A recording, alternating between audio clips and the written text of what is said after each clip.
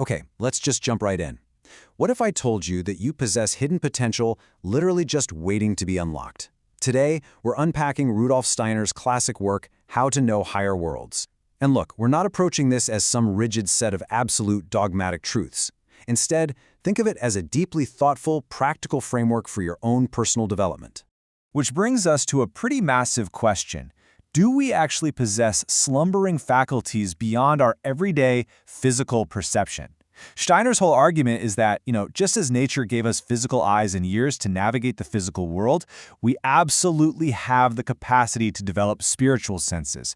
Senses meant to help us understand the deeper realities of life. But how exactly do we wake them up? Well, Steiner offers this brilliantly democratic answer. He says, there slumber in every human being faculties by which he can acquire for himself a knowledge of higher worlds.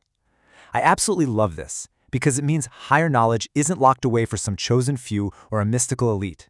It's completely accessible to anyone, literally anyone, who is willing to roll up their sleeves and do the inner work. All right, here's a quick roadmap for our explainer today.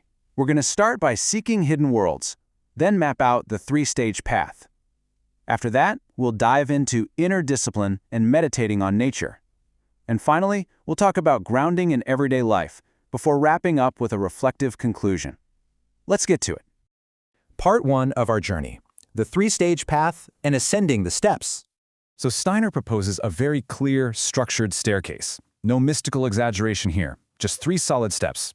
First up is preparation, which is really about developing your spiritual senses through targeted ways of thinking and feeling.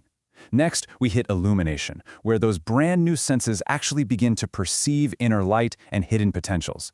And finally, initiation, where you start consciously interacting with higher truths. It's a steady progression from basic mindset shifts all the way up to profound realizations. Moving on to part 2, inner discipline, or the path of veneration. Now this is where it gets real, because there is a stark contrast between our everyday mindset and the quiet devotion actually required to develop these higher faculties. Let's be honest, the modern mind, it's hypercritical, constantly judging and so easily distracted by the sheer noise of everyday life. Steiner argues that every single time we rush to judge, we're actually draining our inner strength. On the flip side, we have the reverent mind. This mindset is fiercely devoted to truth, highly observant, and patiently seeks the good in everything. Cultivating this kind of reverence, that is absolutely step 1. Just look at how Steiner frames our everyday thoughts. He writes, every idea which does not become an ideal slays a force in your soul. Every idea which becomes an ideal creates within you life forces. I mean, wow. Think about that for a second. Your casual, everyday thoughts are literal building blocks or wrecking balls for your inner development. It's not just about what you do sitting quietly in a room. It's about the ethical refinement of your moment-to-moment thinking. So how do we actually do that? Steiner gives us practical steps to find that inner tranquility. First, you have to carve out dedicated, daily time for quiet reflection, non-negotiable. During this time, try to view your own actions and emotions as if you were a total stranger observing from the outside, and you must intentionally silence the noise of the outside world. He's not telling us to do this to escape reality, but to gain the objective clarity we need to tell what actually matters from what simply doesn't. Which brings us to part 3, meditating on nature and the tools of preparation. Steiner puts a massive emphasis on observing the natural world. Take sprouting and growing, for example. By intensely focusing on a flourishing plant, you're aiming to evoke a specific inner feeling. One Steiner actually compares to the feeling of a sunrise. Then observe withering and dying. This is supposed to evoke an inner feeling more akin to a slow moonrise. By deliberately focusing on these natural cycles of growth and decay, you literally begin to forge new spiritual organs of perception through carefully cultivated emotional responses. It's fascinating. And that leads right into the famous seed meditation. This is a super practical tool for the illumination stage that beautifully bridges the gap between what we can see and what we can't. Let's walk through it together.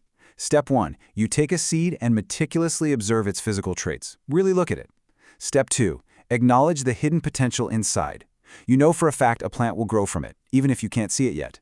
Step 3, feel the reality of that unseen future plant. Envision it almost as a spiritual flame. See, instead of just emptying your mind, which is what a lot of other practices teach, this exercise actively trains your brain to perceive powerful hidden potential that hasn't even materialized in the physical world yet. All right, part 4, everyday grounding and the return to reality. Steiner is completely uncompromising on this point. He says, No one can give birth to a healthy, higher self who does not live and think healthily in the physical world. This is crucial. True spiritual development is never, ever an excuse to abandon rationality, logic, or your normal daily duties. You just cannot build a spiritual skyscraper on a shaky, ungrounded foundation.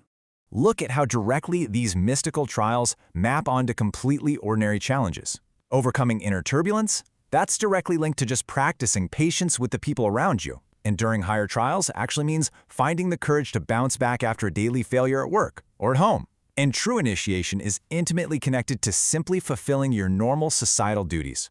It takes immense self-control, deep patience, and incredibly grounded judgment.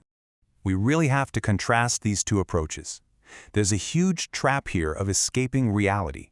Fleeing your daily responsibilities to go find some isolated mountaintop peace. That is absolutely not the goal. Steiner's actual goal is enriching reality.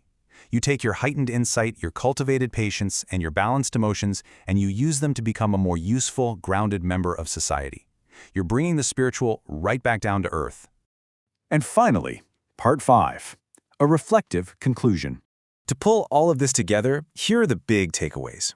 First, try to cultivate reverence over constant criticism in your day-to-day life. Second, use active meditation, like observing nature's hidden potential, to train your mind and build up that emotional balance. And third, firmly anchor your spiritual growth in your everyday responsibilities. The ascent to higher knowledge is a step-by-step process built on discipline, sharp observation, and deep ethical refinement. Steiner tells us the individual must be firmly anchored in the physical world to safely navigate the spiritual. It's such a profound reminder. We build our spiritual staircase from solid, earthly ground. Without that anchor, we risk just getting completely lost in mystical exaggeration instead of finding any real, practical insight. So I'm going to leave you with this final thought. If your everyday thoughts and emotions literally shape your hidden senses and dictate your capacity to understand higher truths, what kind of world are you building right now? I really encourage you to look at your daily habits in a completely new light. Thanks so much for joining me for this explainer. Keep observing, keep learning, and as always, stay grounded.